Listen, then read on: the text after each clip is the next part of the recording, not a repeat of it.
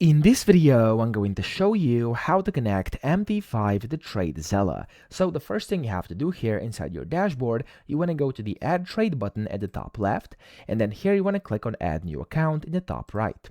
Now from here, you want to find MetaTrader 5. Now you could click it over here or just look for MetaTrader 5. So MetaTrader 5 over here. And of course, then you have to select your broker as well. So for example, let's say I am going to connect, I don't know, let's do just funded next over here. I'm going to click on it and press continue.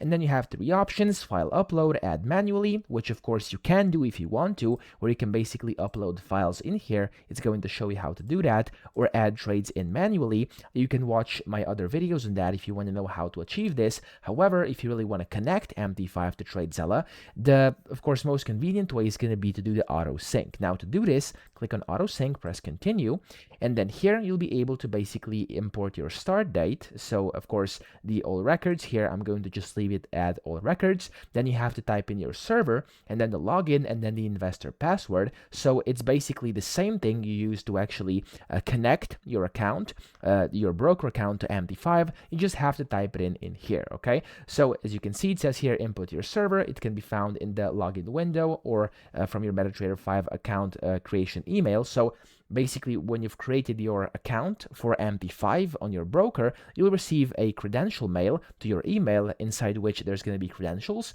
such as your login, your password, and then the server as well. And those are all the three things you need. So just go ahead, select start date, type in your credentials and the server, then press connect, and you'll be connected. So that's how you do it. I hope this video helped you out. If it did, please subscribe to the channel and help me out as well.